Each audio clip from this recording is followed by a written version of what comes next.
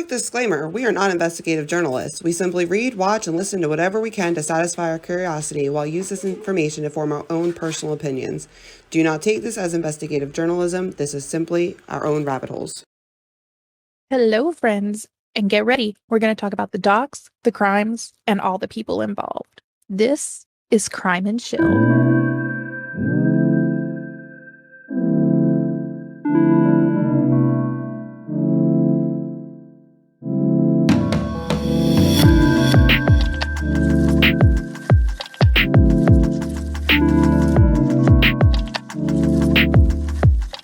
Hey guys, I'm Rachel. And I'm Victoria. Victoria, how are you today? I'm good. The weather's gross, so I feel gross, but it's just because the weather's nasty and I don't want to do things. How are you? Well, I'm okay with the rain, but, just living the dream. We've got lots to talk about today, and I'm sure more will come out before this even airs, but Gabbie Petito, we've got to talk about it. Yes, we do. That is a lot. You would be crazy to think we weren't going to talk about Gabbie Petito today. Oh my God. Yeah. I was literally, just before we started recording this, I was watching TikTok and there was a video about her. I mean, there's videos everywhere about her. This is one of those times where I was really hoping this was all a ploy to get her following up. But then it wasn't, and then I was just so sad. Yeah, it's been a wild ride since it came out, since it all started. It's just like, okay, well then what? And then every time something else came out, you're like, wait, what? What? The entire thing. Okay. Brian has been under a rock. Brian is still MIA. Brian was her boyfriend or fiance. Her mom swears that they called off the engagement and they were still just, they went back to boyfriend and girlfriend. The 911 call in the middle of August. How does it go from A to Z? I just don't get how this happened. There's a lot of theories floating around. And the thing is, they are all theories. There's nothing confirmed from authorities at the moment of what's going on, what happened, other than all we know is yesterday, which was the 20th, they served a warrant at Brian's parents' house, which that whole situation has been confusing because it's not Brian's parents' house. That's where he lived, though. He lived at his parents' house. But they were all living there. Yeah. So Gabbie and Brian and then his parents. So I'm like, wait, so who owned the house? Yeah, Brian's parents owned the house. They were in their early 20s. I mean, they were babies. Yeah. Yeah, I also do not understand why there was not an immediate search warrant done. It wasn't until after a body was discovered that they're like, oh, search warrant. I'm like, what were you doing? You didn't have enough evidence beforehand to get a search warrant? Well, he hasn't talked. I don't care. That's more of a reason. Yeah, I agree. If he's not talking, then you need to be figuring it out because... Yeah, if he was talking, you wouldn't need the warrant. The warrant is because they're not talking. And I saw something last night. Like I said, he's MIA. I will not go with saying he's missing. He's on the run. Yes. I'm sorry. You don't just take off and not tell anybody where you're going and don't know shit. When you're a person of interest in a now murder case, no, you're on the run. So last I saw last night was he was up towards Tennessee. Somebody saw him. There's video of him getting food somewhere and leaving. So he was heading towards the Sevierville, Pigeon Forge, Gatlinburg area. Interesting. Was that a reputable source update or was that a TikTok update? It was multiple people from the area on Facebook update. Multiple, when I say multiple, I mean multiple people were like, yeah, he was literally just there. There's apparently videos and nobody understands that if he was in fact ordering the food, his face is plastered everywhere. You didn't call the cops? Because I would have. So if he is in fact heading to Tennessee or in Tennessee, then he's 100% on the run because you got to Tennessee pretty quickly. Well, maybe. This morning, there was an article that I read. It was just put out this morning about a text message that her mother received on August 27th and had concerns. Okay. Yeah. As a mom, and I know my babies are much younger and I don't know how I will be once they are adults, but as a mom, if I get a message that I think is odd or out of character, I think I'm going to immediately start trying to get in touch with that child. Yeah. Especially considering your child is on a cross-country road trip. Exactly. With her boyfriend, fiance, whatever. Which we're not victim shaming. I am sorry to this mother. Yeah. But these are just like things that if you think something is wrong, say something. Don't just shrug it off of that was weird. You know what I mean? Like, you know your people, okay? Yep. You know your people. If you think something is wrong with your people, it is your job to protect your people. Whether that be your child, your mother, your sister, your brother, your cousin, your great aunt Joe. I don't care. If you think something is wrong, try to figure it out. Don't just let it go. Yeah, I agree. Have you seen at least the clips from the YouTube video where they found her van? Like the YouTuber that was happened to be like driving to camp in the same thing? Yes. So that's what I was watching on TikTok before I came in here. And then they were pointing out that as they kept driving, there was a black pickup truck with a man and a woman in it, where the woman appears to be wearing like a weird looking wig, which once they zoomed in on, I'm like, that could be her hair, unclear. You can't really tell with videos, especially zooming in. It's kind of grainy. And then a bald guy. And in the back of this pickup truck is like a black yellow tote. And they're saying at the door where the van is, the doors are shut. You can see Brian's flip-flops, a flashlight, and a book. And I'm like, okay, pick up. It's been a lot. Yeah, I just need more. Stop giving us bits and pieces because you're causing more speculation. Either say nothing or say it all. Obviously not all enough to ruin the case, but I need a timeline that's a little bit better put together. Yeah, also, I want to address something because I was seeing this all over Twitter. Obviously, a lot of true crime people have been all over this. A, she was a social media influencer. And B, it's just important to talk about a missing person. So something I want to address, because there was multiple tweets about this. Nobody in the true crime community is getting, quote, excited about her disappearance or her death. That's not what's happening at all. We're going to talk about it. And when more information does come out, yeah, of course, there's excitement of information, because up until, a day or two ago, it was very hopeful. Everybody wanted her to be found alive. Yeah, there's no excitement. It's not like we're over here having a fucking party. No. If you are into true crime, it's not because you're some weird fucking sicko that wants it to happen. It's more of, we were too scared to go into the field to actually help, so this is our way of contributing. Yep. Really, that's what it is. Social media and YouTube, that's been a big part of how they found things and how they know things. A lot of the tips have come, like the girl who picked him up hitchhiking. Her TikToks went over his whole state of mind that day. You got to hear all about how, he offered them $200 to go 10 miles down the road. First of all, how the hell did you have $200? And then to get like irate and like wanting out of the car before you got to the destination. Those are all things that kind of given into his mindset at that time. And that's all from people who are on the ground. Like, police can't be everywhere to learn every single thing. That's why crime, freaks have been able to help solve these crimes. We're not excited. It's not like we're throwing it's not like a hurricane party, people. Yeah. And this also has brought more light to another person that is missing in the same area that they found Gabbie. It's a geologist named Daniel Robinson, who has been missing since June. His vehicle was found in July, and they still have not found him. So just so everybody's aware, if you want to go look into that, Daniel Robinson, last seen in Arizona, it's bringing more light to things, and it's also creating kind of a little bit of a stir of, oh, pretty white girl. This, though, the main reason it was everywhere is because of her social media presence. Let's be honest.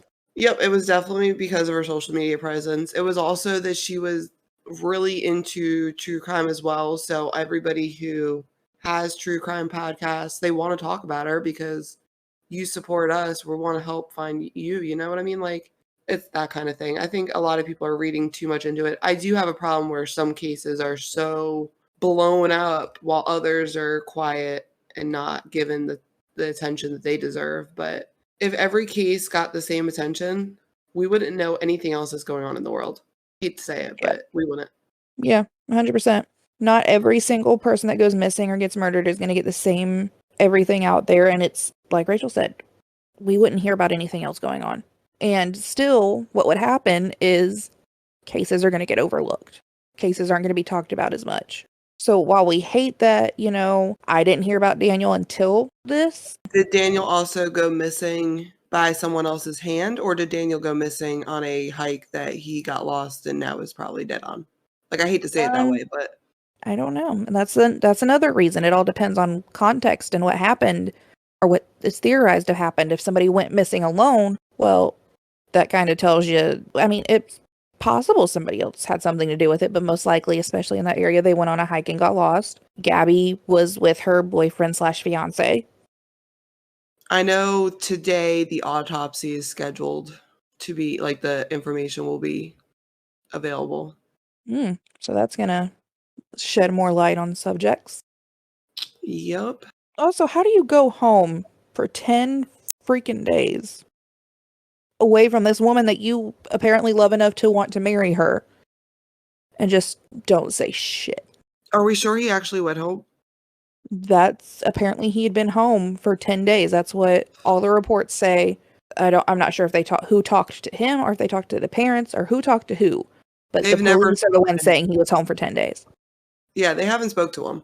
And we don't know if he ever actually met that lawyer, or if that lawyer, I mean, you can work from your office now, you know what I mean? Mm-hmm. Brian's sister has talked to the media, and I'm pretty sure she said she hasn't seen him. All we know is he definitely was at the house, because the police confirmed he was at that house. So we know he was there, unless I'm misreading and misunderstanding something, but... I mean, if he was there, with all this media that's been outside of his door, he was there. How did he manage to leave and get lost? Or disappear? I mean, it would be the first time crap like that's happened. Oh, yeah, obviously. I mean... So, there's probably a million ways you can get out. I don't know. I haven't looked in detail into that area. So I don't know, maybe there was a pause in all the stuff and he was able to leave then. I don't know. But then if somehow he wasn't there. Oh no, I believe he was there at some point. I don't. If he was there the entire 10 days that they're saying. Yeah. And why isn't his parents more worried? You know what I mean? Why did they wait so many days? Why did you drive the car home? What if he wasn't missing there in this, whatever that state park that he's supposedly in? Mm-hmm.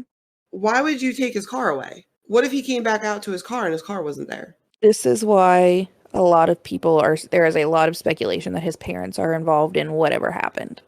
Because the parents keep popping up in weird places that it doesn't really make sense for them to be. Like, I don't think I would have called the cops from the scene of the car. I would not have drove the car home if I really thought my child was, again, he's not a child, but he's still their child. To be out lost in the woods, I don't think I'd be taking the car. I'd be calling the cops right then and there. And I wouldn't be waiting 3 days for this little walkabout to never come home. Yeah. It's very interesting. Have you watched the video where the police are talking to them, with the domestic violence 911 call? I have a couple times. So I was watching this, and it's heartbreaking. Let's just start there. It's heartbreaking because now we know this girl is dead, and we have the last video that you see of her knowingly alive is her sobbing hysterically.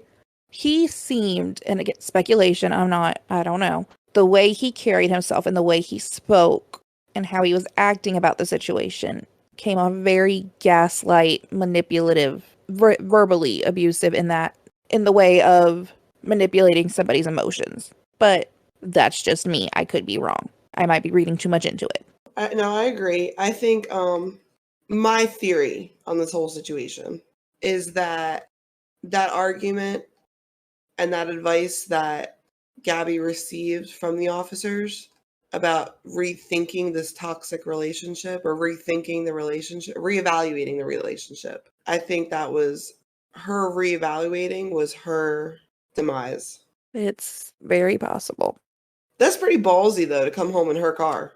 It's sick. Why even come home? If he did do it. I mean, who else did it? I don't know. If he is solely responsible for it, and you came home in her car. What the fuck did you think was going to happen? I don't know if he thought maybe he had longer. That's a possibility. But also, you could have just, like, pieced out and nobody would have known. Yeah. They would have think you both were lost in the woods. Yeah. You could have just left the van there and went about your merry business and started a new life. Yeah. And it probably would have taken a while, if ever, for anybody to catch up to you. Because it would have just been assumed that, okay, well, this is where the van is. Okay, and then possibly could have found her body. That doesn't mean they would have had to assume that you were also somewhere in there because vehicles are still there, all your stuff's still there. I mean, so I don't know. Like I said, this is a very windy, twisty. Do you think God knows what's going to happen, and it's very, very sad. Do you think they'll find him? I think it's going to take a while. I don't think they're going to find him anytime soon. Do you think he's actually a serial killer? I don't know about that one. That one was while it was interesting theory, it was kind of a stretch because there's nothing to back that up other than just theorizing and saying, oh, well, I think this, and this. That's kind of the problem at the moment is there's a lot of theories and people are forgetting that it's all theories and speculation and not to take it as fact. Everything right now is theory and speculation. They haven't given us clear anything yet. So this is your reminder that what we have talked about, unless we said the police came out and said something about it, it is pure speculation. There is no factual things behind it. Factually, she goes on a road trip with her boyfriend or fiance at the beginning of July and never came home. That's the only thing factual that is. Oh, and the 911 call where he hits the curb and the police pull him over. And that her body has been recovered. And they currently do not know where Brian is.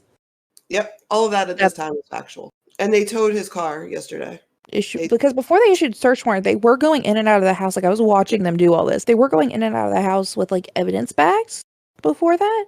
Yeah, but that was with the search warrant. Well, before they went and, like, full-blown, like, went in, like, with a bunch of people, where it was just a couple people in and out the house.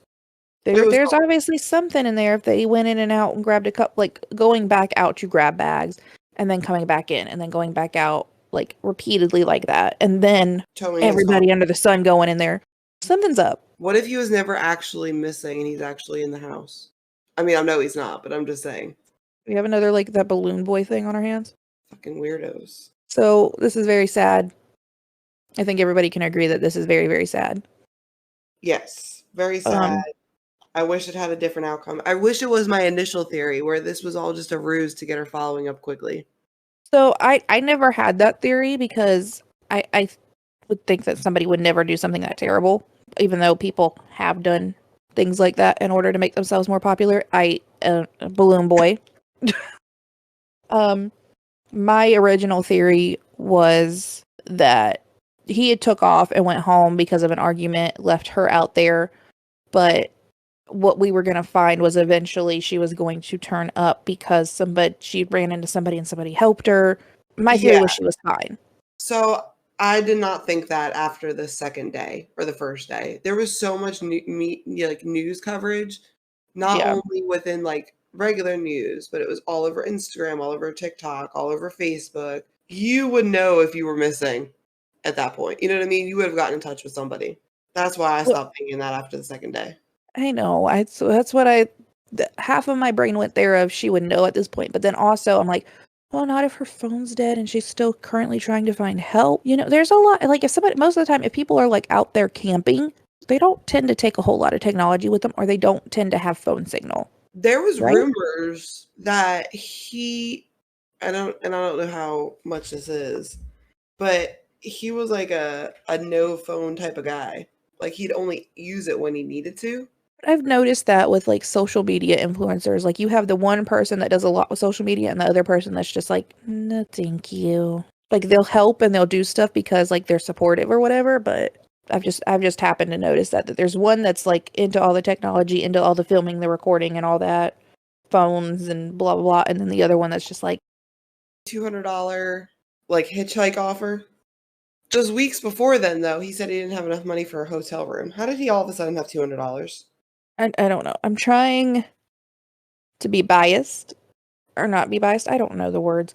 Anyway, I'm trying to see the be partial. There we go. That's what I'm looking for. I'm trying to be partial and see the side of things where he possibly had nothing to do with it. Oh, yeah. No, or it was an accident and he got scared and freaked out. Oh, I totally want it to be where he didn't purposely murder his girlfriend. I totally want it to be that way. Unfortunately, he's making it very, very hard.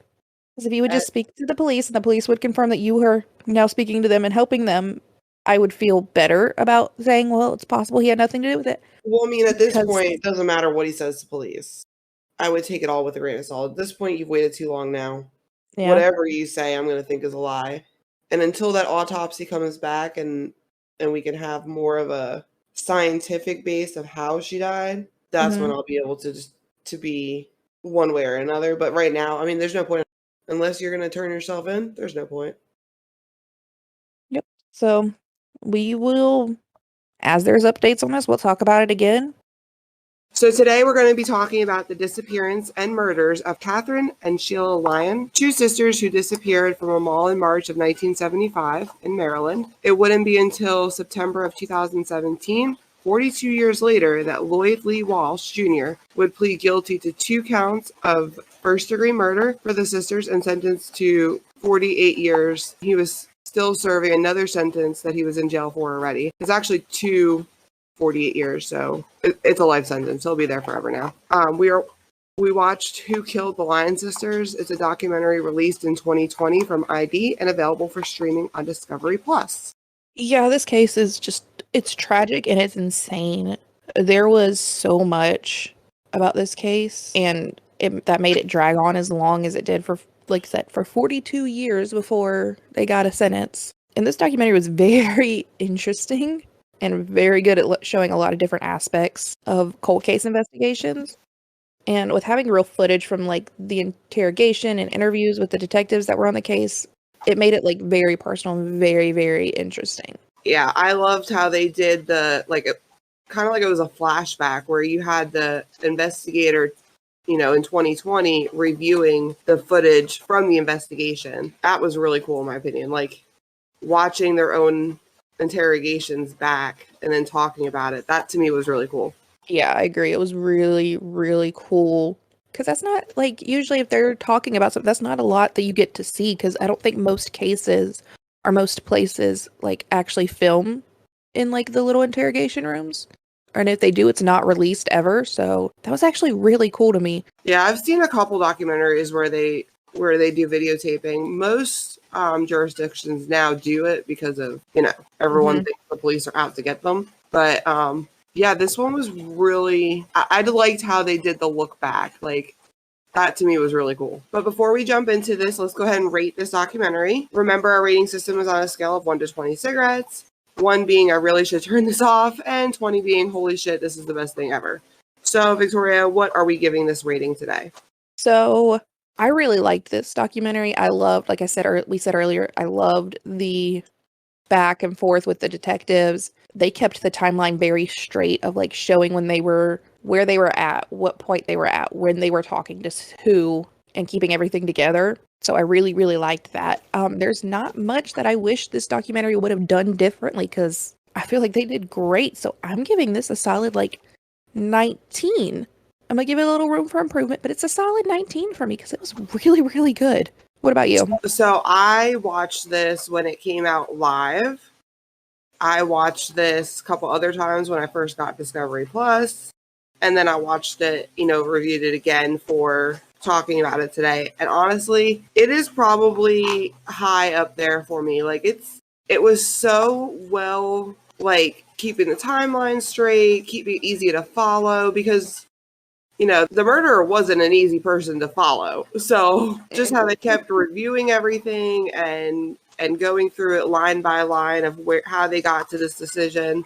And that investigator, I think his name was David, he is just out of this world amazing to me. Like, I need to meet that guy. He was so good. Yeah, he was pretty awesome. I want to be his friend. Yeah, he was just so, to him, he knew how to play Lloyd enough, but then his actual groundwork, going out there and actually looking, is really what got everything done. You know, they could have done all these polygraphs and all these interrogations, but he went out there and did the work. So I'm sorry, but only because of David, which I'm pretty sure is his name, he gets a solid 20. I'm going to give him the full 20.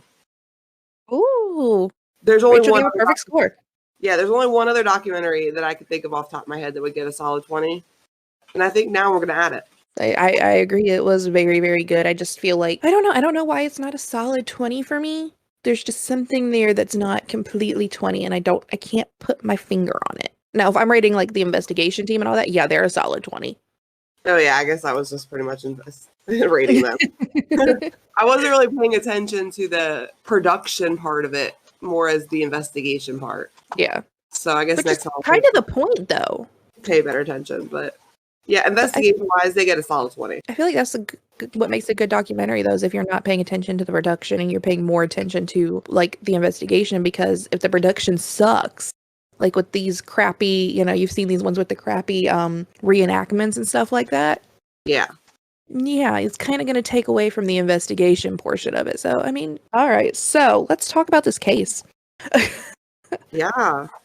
So the Lyon Sisters. What? So let's talk about the lies.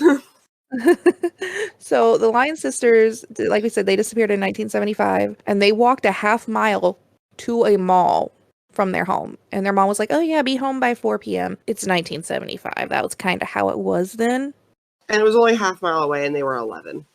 Well, the oldest was 11. So to me, that seems... Would I let Nicholas do this today? Probably not. But did I do it back in early 2000s, late 90s? Yup. So yeah, I understand how easy it was to be complacent back then. Yeah, I mean, I don't, it's not like one of these things where we see like where it's really small children and we're like, why the hell was that small child? No, these were older girls. There was one that was old enough to know right from wrong completely and know, go straight there, go do whatever you're doing and come straight home. So it wasn't, I feel like that was just normal. Again, I was probably doing, I mean, God, we were teenagers walking around doing God knows what. So yeah, so yeah, no, it's sad that this little trip turned into forever. So this documentary opens up with them talking about a statement that Lloyd Lee Welsh Jr. had made in 1975, popping back up as one of the cold case guys was about to be like, you know what, I'm not getting anywhere. I'm just going to close it. Or not really close it, but like, you know, just be done with it. And then this statement just suddenly pops back up. Why was this statement not like higher up in the thing? I'm assuming it probably got lost in the shuffle, because there was a lot of people that were calling in tips because there was a large reward money. So I'm going to assume that it just got lost. Yeah, I'm going to hope it just got lost, or me. I don't know. I wasn't there at the beginning of the investigation to know how credible to take this, you know, to look into this guy. So, well, we do know that they looked into him because they did a polygraph in 1975 and he failed it. Yep. So obviously he wasn't super credible at that point. So they probably were just like, okay, screw this. This guy's just like talking out of his ass. So then in 2013, when this statement does pop back up and they go talk to Lloyd, who was already in prison. So they just pulled him from prison records he was already in prison for like child molestation anyway. So obviously not a good guy. Yeah, so they go and talk to him and they ask him about like, you know, his statement then and everything that happened then. It was a 6-page statement and he was like 18-ish at the time when he said he saw the girls being led away from the mall. And then he admitted in 1975 that he made most of this statement up. So, but then when they interview him in like 2013, he's still kind of sticking with that statement a little bit. Which I'm like, you already admitted you lied, but okay. So they weren't even looking at Lloyd ever for this. They were looking at Ray Malinsky, who was known to be part of a child sex ring in the area, but he died in 2010 anyway, so they weren't really getting anywhere. Yeah, Lloyd's, when they go investigate Lloyd in 2013, and he's asked to give, you know, his statement again, and it's again different than the original statement. Yeah. That to me was like, well, how do you forget something that you know, took a polygraph on? To me, I think I would remember always what I said. Yeah. And he tries playing it off like, oh, that was so long ago. I really didn't remember. And then all of a sudden, his memories come back. Yeah. Like all of a sudden, you start remembering all this stuff of, well, I didn't see them at the mall. I saw them at this country store, which is like a gas station type store for anybody that's not from this area or South in general, because I don't know what everybody does. But he's like, oh, I saw him at a country store with Ray Malinsky. He ID'd Ray Malinsky. When they showed him a picture, they're like, yeah, that's him.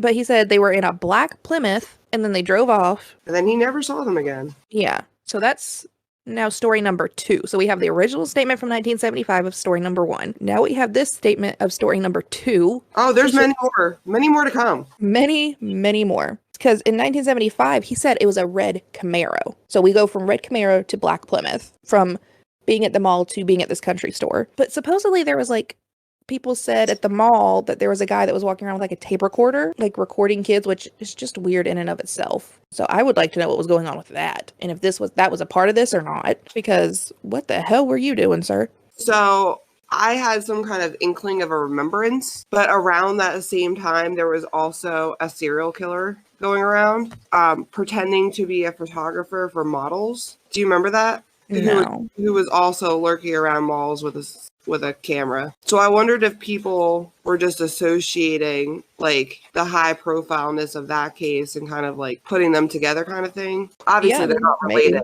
but I always wondered that if it was like they just saw it and were kind of like, well, that's weird compared to what's going on with that. Yeah. Kind of like a difference. Yeah. There was a police sketch though that was done back in 75 of a man that was following the girls around, and that was shown to Mr. Lloyd. And Mr. Lloyd was like, is that me? I loved that. I loved that. He was like, is that me? Like, you ID'd yourself? Really? So he ID'd himself like a dumbass. And then they had already obviously compared it to a mugshot from 1977 of Lloyd, and it was him. It was him. You couldn't, there's nothing. But listen, this man realized that he was screwed. Because they left him alone with his statement after being like, none of this really makes sense. Yeah, while he was being recorded in this interrogation room. And he's like looking through everything and he goes, oh, they got me. Oh, they got me. Thank you for basically admitting that you're fucked. You just made this a whole lot easier. So, I mean, if they didn't already have red flags and knew that he was lying, that was a dead ringer that he was lying. Yep. But he tried to say, oh, I used a lot of drugs, so maybe I'm mixed up and confused. No. Even if you use drugs, you're going to remember 2 girls being kidnapped. I don't care who you are. I mean, you're going to remember taking 2 little girls. So then we have another story change after that. He was at the mall with his girlfriend, and they saw Ray talking to the girls with the tape recorder. We have another story after that one. Yeah. But he said he went, like, he felt weird about it because the girls got in the car with him, and then they left, him and his girlfriend got on a bus, and he came back 5 days later and made the statement because he felt weird and uncomfortable about it. I'm like, it took you 5 days? Like, you weren't watching news wherever you were at? Okay, whatever. Here's where he really, other than, identifying himself, where he really fucked himself is they asked him to theorize what happened to the girls after Ray took them. Because they're going with him that Ray took him, he's telling the truth, right? He specifically said, my opinion is he killed him. He raped him and killed him and probably burned him. I don't know. I mean, first of all, if I'm going to give a theorize what I think happened, that would never come to my mind. You know what would come to my mind? They left him in the woods somewhere. They chopped their body up and threw them in multiple locations. Burning a body would never come to my mind. Like, when I think about, I could get away with this. Do you ever think about burning them? Mm-mm. No. I think about all the kudzu fields we have and how you could just disappear. Yeah, so it's just everybody assumed at that point that the girls had been kidnapped, raped, murdered. I mean, how could you not theorize that after 42 years? Yeah. I mean, even probably not long after they'd been taken, it was probably already a theory of that's what had happened. Even now, when these kids go missing, if they go missing for too long, you're like, oh. They're gone. Yeah. And that sucks. And it's sad. But then they identify him like in a press conference later and all that. So, I mean, it got put out pretty quickly that Lloyd was a person of interest. They weren't charging him because they didn't have enough. If we had enough, believe me, we'd have charges. I loved that. I loved that. Sheriff, like, all right, sir, you are on your business. You know what you're doing. Like the press was asking a stupid question. I loved it. Yeah, no, that to me, that was good. So they said he like was all over the country anyway of setting up carnival rides at malls, and that's what he used to do. Lloyd did. So then when they go to talk to him again, Lloyd stuck with he was telling the truth. But Lloyd swore he was telling the truth, and he said he'd take a polygraph. So they gave him a polygraph. And this is another part of the documentary that I really liked, that they played like recording of the polygraph, like the questions and how it was done. I really liked that. Me too. Yeah, because I've always wondered like what kind of questions do they ask? You know, not that I ever want to take a polygraph, but still. Yeah, no, because the other only polygraph things I know about is like Maury and Steve Wilkos, which I'm sure is probably not real. So then he gets called out. You think it's real? Yeah, I think it's real. I think it depends on the show. Steve Wilkos, maybe. I love Steve Wilkos. He doesn't take shit. I love him. Anyway. So, the polygraph proved that he was lying. And he wanted Dave, which is the investigator that Rachel loves. I do. I love him. I also love him, but Rachel really loves him. Anyway, he said he wanted Dave because he was upset about that being told that he was lying, and Dave was real buddy with him, made him think a lot. And then once again, here we are with another story change of him saying, "Oh, well, that's not what happened. I saw him at Ray's house because Ray and I used to do drugs," and he described Ray's house and all that because they knew he was describing Ray's house. And then, but he was describing this basement, which will come into play later. So now this is, what are we at? Third or fourth story change at this point? I don't even know. A lot. But they did, like, another thing that I liked about this documentary. They went back and played clips of them interviewing, like, Lloyd's ex-girlfriends or people he had relations with. And they were like, they all described, like, abuse. Straight abuse. Physical, sexual, all of it. Then they do another interrogation of him because they still don't have enough information.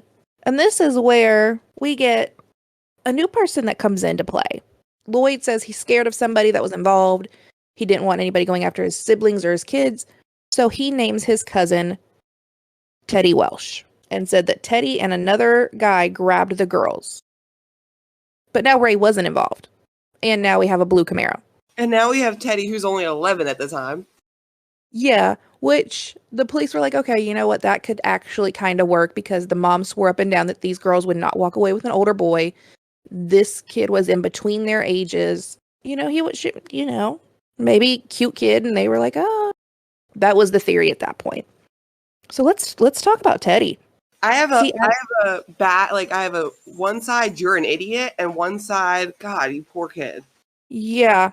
So it's a little bit of both for me. So Teddy Welsh and Lloyd's childhoods kind of lined up a little bit. They were cousins, and Teddy's father was abusive and an alcoholic. Lloyd's father was abusive, complete drunk, and was also sexually abusive towards Lloyd, but we're not gonna go into those details at the moment. Teddy was in a boys' home at one point. We know that. And then I don't know, I'm guessing at some point he went back home. It seems like. Sold him.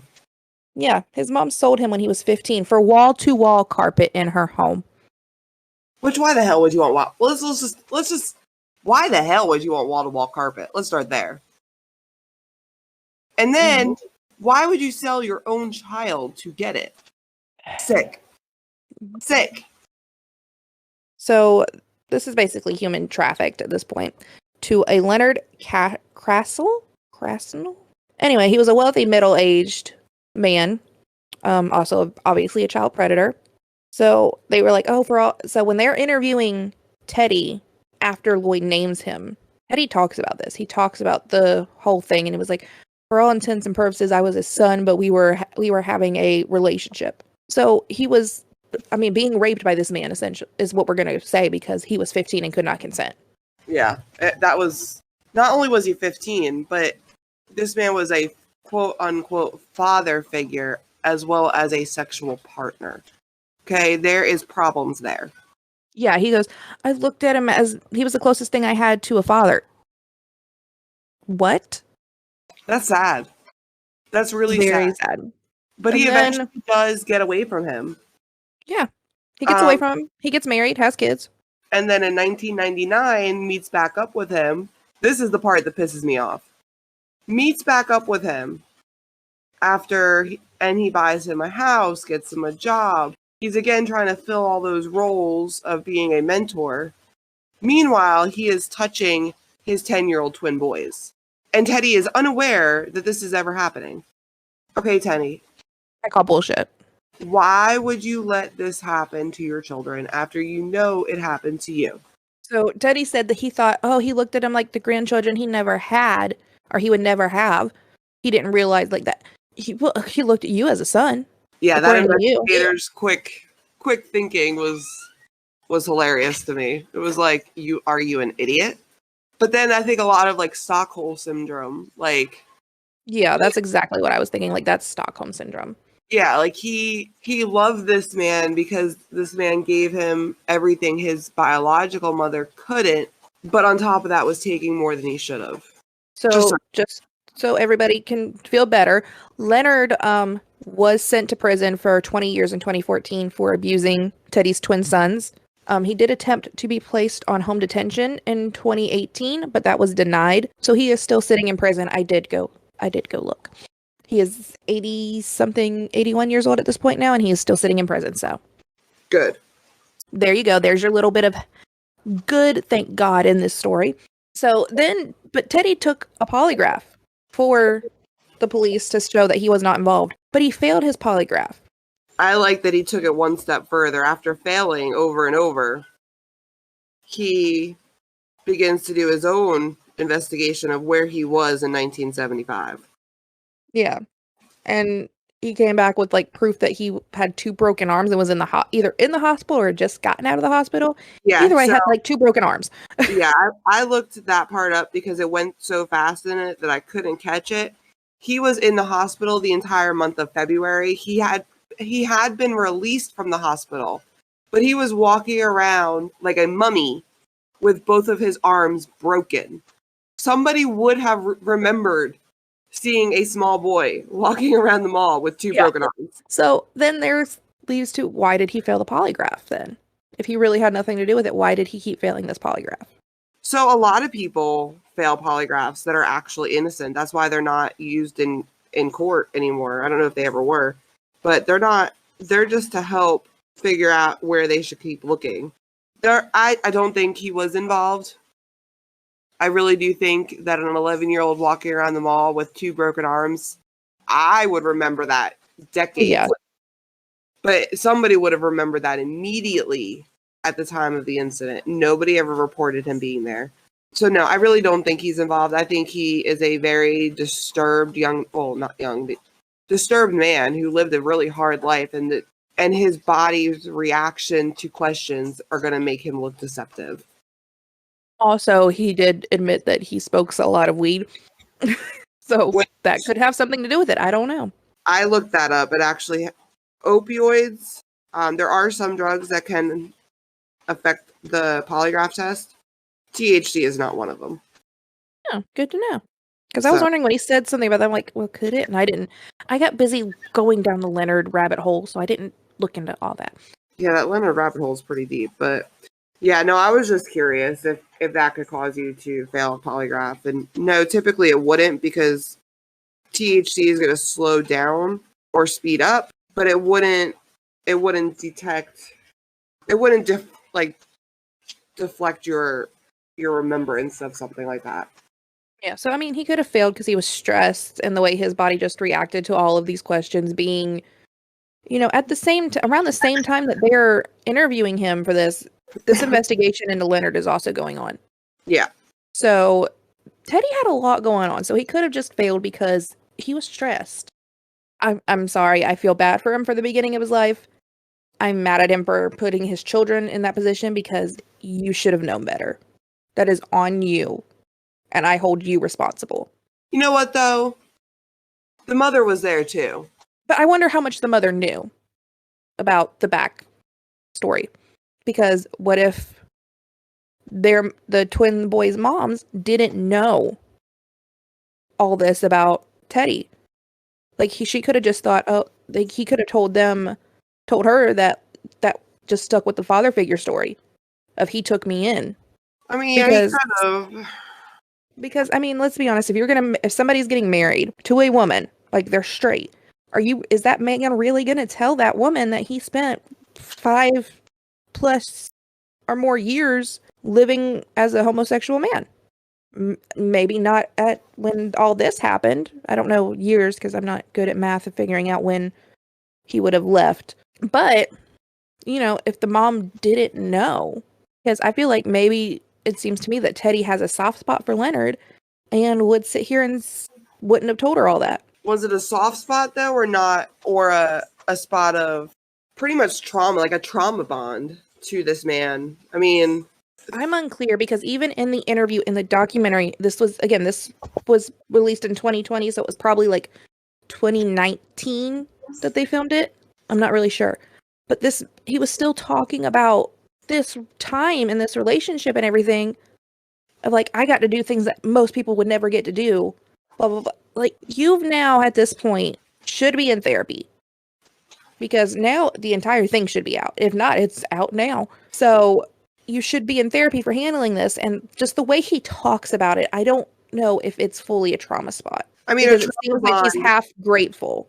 I mean, a trauma bond can be something you could be in your mind. You think you're thankful for this person. You appreciate this person. If you never deal with that trauma that related to that person, you never understand it. Yeah. So I don't know. I don't feel like it's half and half of I'm not entirely sure, but I still feel like you should have like doing the trauma bond to an extent of living in a house that he bought you, working in a business that he owned. Okay. But knowing what you know, why would you let him anywhere near your kids as far as he had a room in your home? So, I mean, that's just to me of even if you know that, even if there is a trauma bond, there still should be a part of your brain that does not allow this man who sexually abused you around your 2 young boys. Yes, there should be. Again, though, when you deal with trauma and the person who is causing the trauma is also feeding you, clothing you, giving you money, taking care of you, it's an emotional attachment that even if you do separate yourself, if you don't get the therapy you need, you never realize the trauma that person caused you. I don't know. I'm angry. It's a mix. It is what it is. Feel bad for the second set of children, the second set of generation that was terrorized by Leo. But it has nothing to do with this actual case. So it doesn't. It's just a part of the documentary that sent us down a deep dive. Well, sent me down a deep dive. I don't know about you, Rachel, but I went down a deep dive to make sure that this man was still in prison or he was dead. I needed to know. Yep. I'm glad he's still in prison. Alrighty, so now we have the story of the black Plymouth. We have the story of the blue Camaro and the red Camaro. We're up to 3 cars now. And we're inching our way closer to Lloyd placing himself inside that car as well. But before we get there, Lloyd says that him and his girlfriend babysat these 2 little girls for a couple hours. What? You don't think you would have taken those children and got them to safety when their quote unquote captor leaves them with you? Yeah. These kids were supposedly left with him and his girlfriend for like 5 to 6 hours. Yeah. Plenty of time. And the girlfriend was just playing with them, having a good time. No. Even if you were on drugs. No. That doesn't, nope. This is the point where more of Lloyd's family gets involved. Because Lloyd starts naming his family. This whole family dynamic. It's an interesting one. They give Appalachians a really bad name. Yeah. Like they give redneck a whole new category. You know, when people are like, turn around, I hear banjo music. These are the people you're turning around away from. Yeah. Because they had this like compound up in the mountains. I mean, I have no problem. Like, if you want to, like, all your family lives on one land, that's cool. But this is literally like a weird thing. Because all the family, like, when they interviewed and like showed recordings or videotapes of talking to these members of these families, they were either like all or nothing for their family, or they had no contact. There was no in between. Which to me was very, like, I know people like that they just can completely cut off somebody with no remorse, no thought. Like, you did me dirty, you're done. Which, I mean, good for you. Yeah, I guess, but still, it's like family's family. No, I am the firm believer of that. If your family has caused you trauma and they are not good for your life, then you cut them off and you don't have to have shit to do with them. I agree with that. But if it has over petty shit, like, which some of those stories I looked into were very petty. Yeah, some of them were very, like, little crap that was like, why did you care? Yeah, like, that stuff to me was just weird. And then so we get to meet more and more of his family members throughout the documentary. And the one who's wearing, like, that construction jacket, I guess, you know what I'm talking about? She's got like a buzzed head. She's wearing a construction jacket. Paula? Paula? It was either Paula or Patricia, because there's two. I think there's like two Patricias. Either way, she had a lot of information and just chose not to share. You know what I mean? Like, you could tell she knew more than she was saying, but she hated Lloyd. Because she hated Lloyd because Lloyd was bringing her family up into all this crap. That's what it was. Because she knew. Would never brought up with this crap if you would have said something 40 years ago. Mm-hmm. So when they were talking to the family, they talked to, I can't remember all their names. There were so many different names. But there was a sister and a brother. The brother's name was Henry. I remember that. Henry was dying pretty much at this point. Yes. And he was young. Yeah, he was only in like, what, his 40s, 50s? Yeah, I think he was 52, 53. Either way, he was young to be looking like he did. He looked older than most of them, and he was one of the younger ones. He looked really rough. So they talked to them, and they both, even though the sister has no contact, which good for you. I'm happy that you don't have anything to do with that family. I don't blame you. But so the sister has no contact, but the sister and the brother both tell the same story of Lloyd bringing a green duffel bag up to this little compound on a mountain with a huge bonfire that was soaked in blood and throwing it on the bonfire.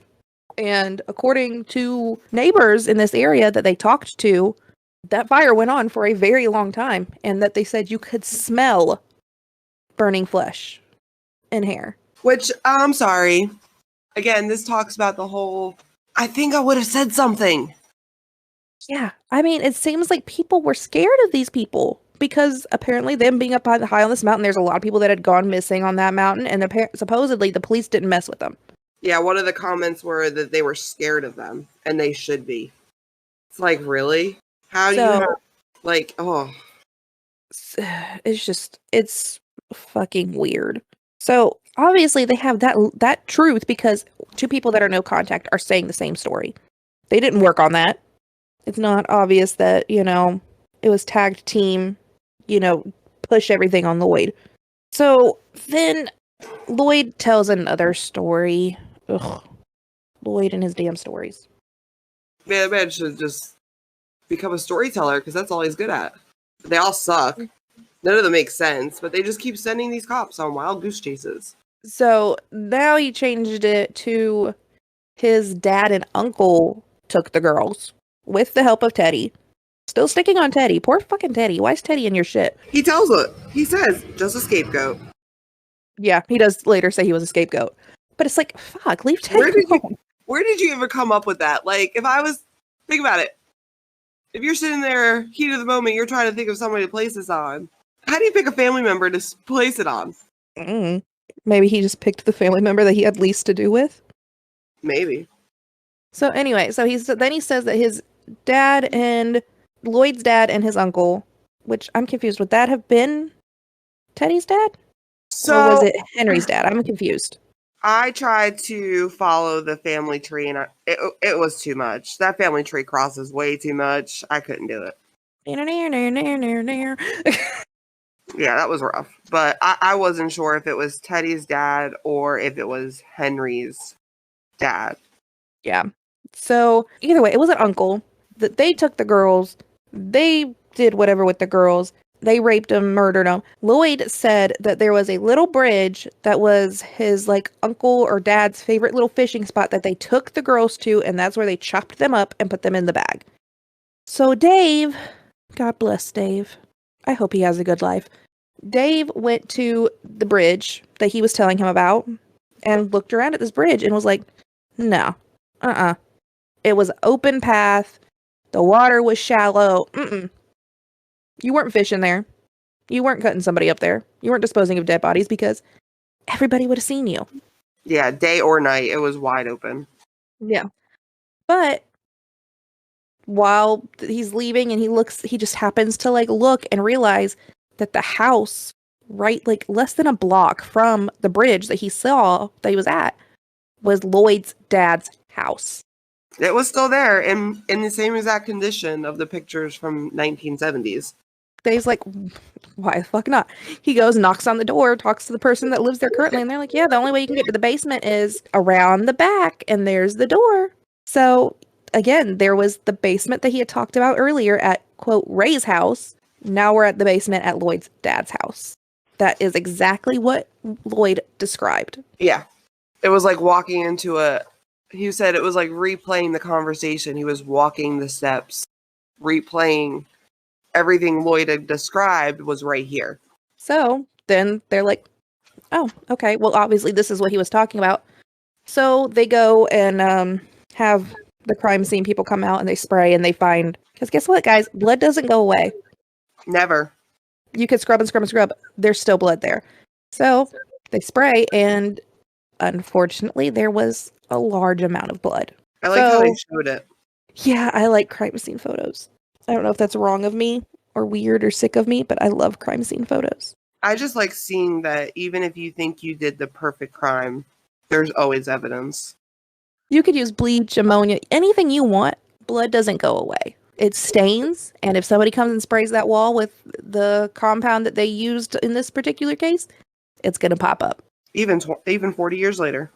Even 40 years later. So just think about that, just so you're aware. We're not encouraging murder. Don't do it. So then finally, they go back to Lloyd and they're like, we went to your dad's house. We saw the basement. We found all the blood. This is where Lloyd realizes he's fucked. And finally tells the truth. Or close enough to the truth that they could charge him.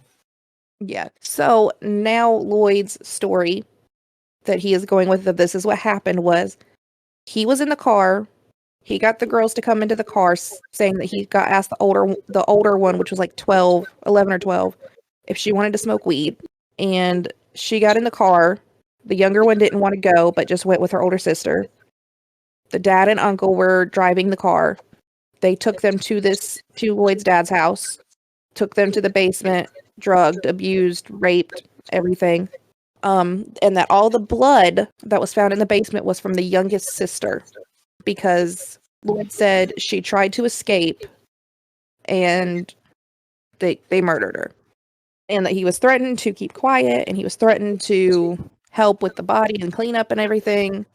And that's what was thrown on the fire, was the youngest sister's body. But the older one, apparently, according to Lloyd, the last time he saw her, she was alive and dropped off in Virginia and on the Virginia compound with his family. So last he knew, she was alive. Which, yeah. Who could believe a liar? So either he's correct and all the blood was just the younger sisters, or he's lying and it was both of them. Unclear. But that gives them enough information and enough to go off of to charge Lloyd with the first-degree murders. So they did go to the family's property, though. Like, all this property in Virginia, West Virginia, wherever it was. And, like, did a lot of excavating? Excavating? Is that the word? Yeah, so they found bone fragments, but it had no DNA on it. They found what they thought was a beaded necklace that the youngest sister was known to wear. They found what they think was the rim to glasses that the oldest sister was known to wear. But again, there was no way of proving that this was actually them because there was no DNA left. Remember, they were burnt and then they were out there This for is 40 years. some years. Yeah. So that's so sad that they were able to find some remnants, but there was no way of proving if it was them. And I was doing reading. Apparently, they're still looking at the properties. Oh, yeah. So they're still digging because there was a graveyard on one of these properties. Which is not uncommon when you live on a huge compound like that and all of the family lives there. It's not uncommon to bury your family on your own land when you have that much land. I mean, you could go anywhere in the South, really. And there's graveyards in some weird places, and it's solely because family owned the land. You can also do that up north. Yeah, there's a place in Pennsylvania. I think it's Bethlehem, Pennsylvania, but I had a friend who lived out there, and you could look out her window, and this was like a city. Like, these houses were close together, but you could look out her window to the neighbor's house where they had their own cemetery. It was so freaking creepy. So it is I think I'd be creeped out, but it's normal in a lot of rural areas. I mean, I don't know about up north because I've never been up north, but I just know in the South, like, we have just in general, even if it's not family graveyards, we have graveyards in weird places. Yeah. To say further that though, when I first moved here, I never found a graveyard. Like, I'd find these old 1800s graves, but until I got to the other side of town where they have the massive graveyard. Yeah. Most of them are just old graveyards that nobody's placed in anymore. They're not, I don't know, it's just very weird to me. I mean, that's the thing. Nobody's placed them in anymore, but they're just really old graveyards that are in really weird places. And I'm like, why is that there? Yeah. I always want to go and clean them up and look at them. Off topic, but the girl on TikTok that goes and cleans gravestones, I love her and I want to be her friend. Yeah, that's where I got the idea. I really want I want to be her friend really bad. Message her. Maybe she'll be your friend. Okay, so anyway, now, like we said, he is being charged with the first-degree murder for both girls.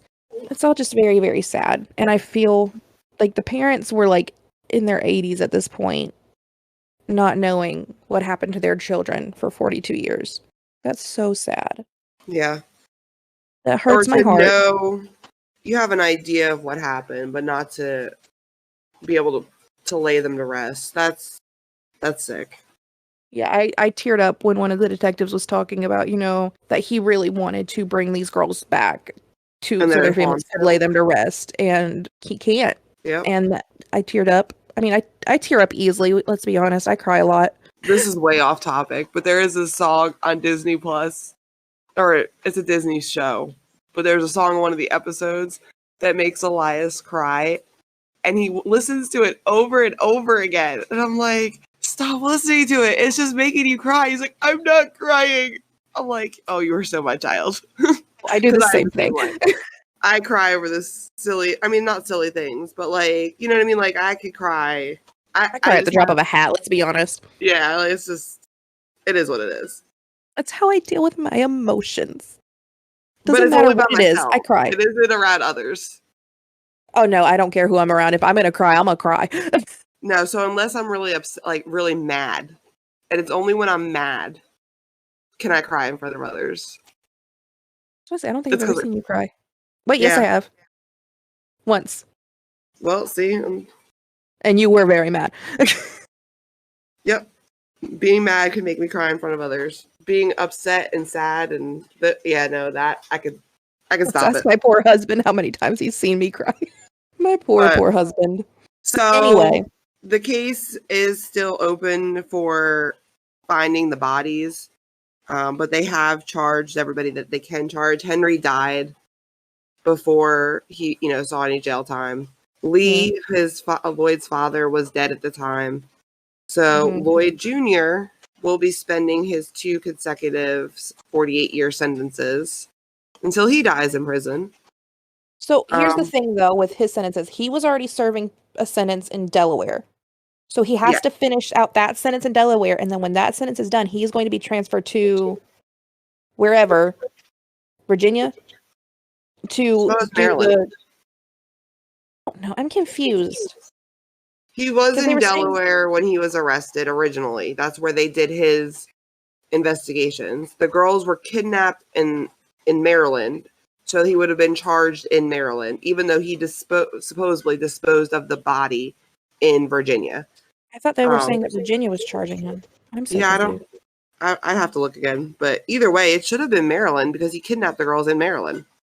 Let me look real quick. We'll find out. That's what I'm doing. Oh, so since he's pled guilty for the Lyon Sisters, he pled guilty in 2017 for 2 sexual assaults of girls in 1996. What happened to his daughters, you think? Hopefully they're far, far away from his family. Because the mother's dead. I like how they came up with a fake journal from his, long-term girlfriend. They Lloyd. Yeah, I like that. And how they put in that, oh, you could tell she really loved you. And so on top of the 48-year term, he also got 12 years for the other plea agreement. So this man's never getting out of prison. As well he shouldn't. So, I mean, this man also traveled all over the country. So he was also in South Carolina at one point. So I'm wondering if things around that time could be tied to him too. I'm nosy. I want to know. I want to know what else he did because obviously this man's a predator. Yeah, so as of right now, he is still as of November of 2020, he was still in Delaware.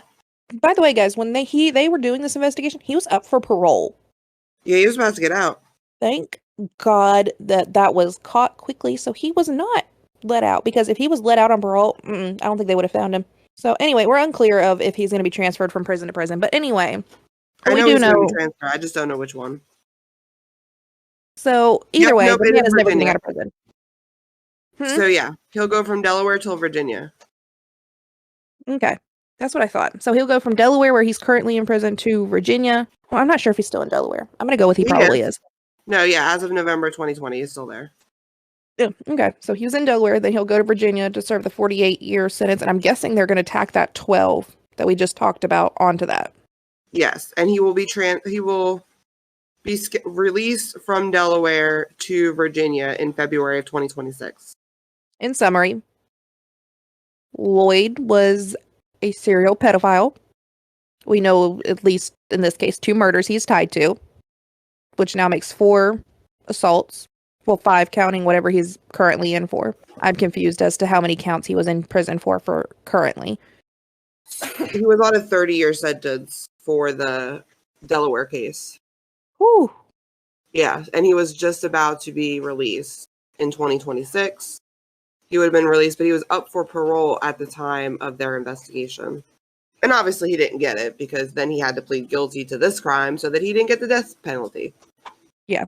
And then he'll be eligible for parole when he's like 81 again for what he's currently being sentenced, has the sentences for. So I highly doubt he'll get out. And if he does, he's 81 and probably couldn't do anything about it any damn way. Yeah, the investigators of the case said it was not likely he would ever get his parole. If he did, it would be pity parole. And I don't think anybody's going to give that man pity. I mean, I don't understand. You're going to spend the rest of your life in prison. You might as well have just taken the death sentence. Just let them kill you and get on with it. I mean, I was reading something that say he was maintaining that, he actually didn't kill the girls.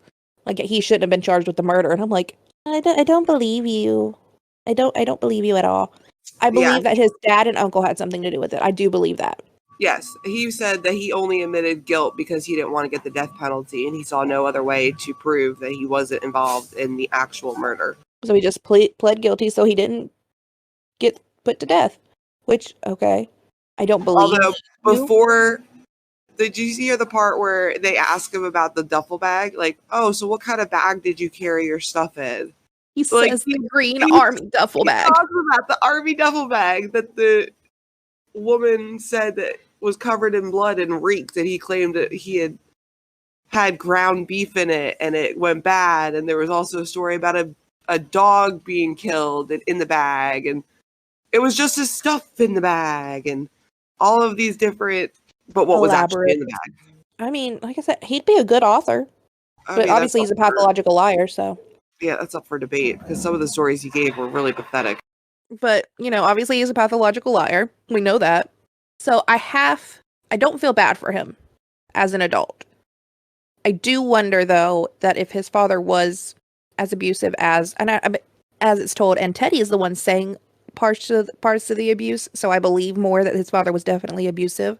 That if Lloyd wasn't abused by this complete alcoholic drunk father that was physically and sexually abusive, could he have broken away from the family and not turned out this way?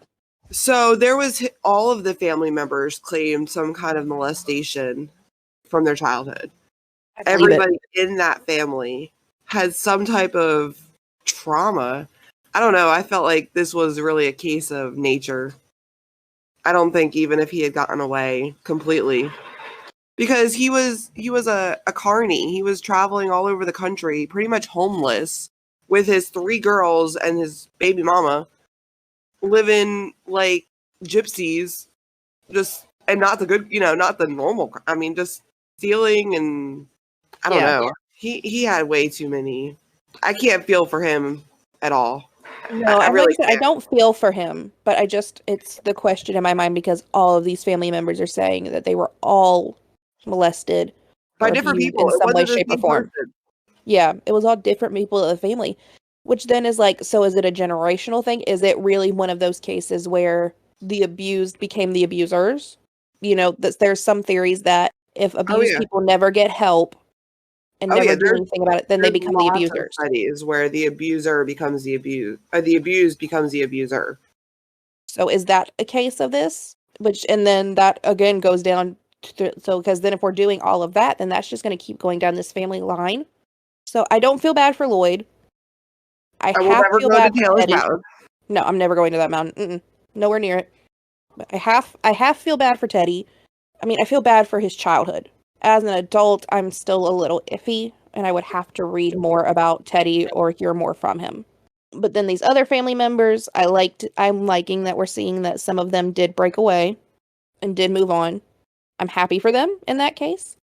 But I do think that, if you've ever heard or read anything about like Appalachian mountain stuff, there's talks of like people that live up in those mountains that are murderers and drug abusers and all this, and like, kidnapping women and all that. I feel like these are the people that you hear about in those stories. So something I want to talk about was there was a tooth found by Bedford County Sheriff's Office, which is the sheriff's office that investigated Taylor's Mountain in Virginia. They actually lost it before the trial. They lost the tooth? Yeah. And it was a key piece of physical evidence that the prosecutors had at their disposal, and as an attempt to prove that the Welch family did kill the girls. So I'm glad they were still able to get the conviction, but they did lose it. What the fuck? Yeah. See, again, we have the guys in the Maryland people doing their job. Virginia's fucking shit up. I mean, accidents do happen. I'm glad they still got the conviction. But yeah, it's not clear when the tooth went missing or how it went missing. I mean, think about it. A tooth out of a little girl is itty bitty. Yeah. But yeah, it did go missing. But they did have the photograph of it. Yeah, so at least they had something, and at least they were able to go with this and get him to... He still pled guilty. They still got the conviction out of it. So, like I said, there is still... Paula or Patricia, somebody that's named after somebody else in the family, is still working with the police, letting them go to all these properties. Yeah, so Patricia Ann Welch, she was charged with lying to a grand jury. Yeah, she was charged and found guilty of perjury in 2016 for lying. Yeah, which would say she's not helping. But Patricia Ann Welch was the one that was helping and doing things with the police and letting them search things. Okay, so this says several members of the family have been charged with obstruction or with lying to a special grand jury. Patricia Ann Welch is the daughter of Richard Welch, who police have called a person of interest in this case. And her mother is Patricia Jean, that was indicted on perjury. And this Patricia that was saying, she says that she was 8 years old at the time. She would have remembered these girls being in her home if they were in fact in her home at any point in Virginia. Yep, this entire family seems to be just a clusterfuck, if you ask me. Yeah, that's one way of putting it. Let's wrap it up with final thoughts about this. The Welsh family is insane. David, the detective out of Maryland, is my hero. Teddy Welsh really needs psychological help, and I really hope he gets it. Yes. Lloyd Lee Jr., whatever his damn name is, Lloyd Jr., deserves to die in prison. And at least now the family at least semi-knows what happened to their daughters. Which I don't know if that's better or worse. Not a creep or anything. Teddy Welch had a Facebook that was updated publicly until 2015. And he was listed as single at that time. Interesting. And 2014 is when everything went down. So that wouldn't be that surprising. Guys, we take our deep dive seriously. If we're going to deep dive and look into something, we're going to look into something. I think we've talked about all we can talk about on this case. Really, I could talk more, but it's just rabbit holing and questions that I don't have answers to. Again, everything we ever talk about and do, we could spend literally hours doing it because we do fall down these rabbit holes, and we actually do a lot of research. Like, we don't just sit here and watch documentaries and then talk about it. We actually like a deep dive and go and find out all the information, which we were doing before this anyway, because nosy rosies. Nosy Rosie, I like that. So, Rachel, any final thoughts on this case?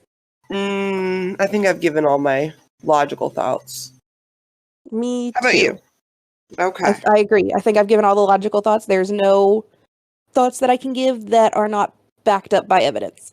They are just solely my theories. So I will keep those to myself because there's no evidence. And, maybe you never know. This case seems to be an ongoing thing. So there might be more that comes out about this. And you might get more of an update about stuff with the family.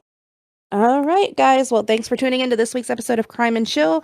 Be sure to check out, find us on social media under the name Crime and Chill Podcast, and join our Facebook group, Crime and Chill Fam, to discuss crime with us, suggest episodes, and get updates before anybody else.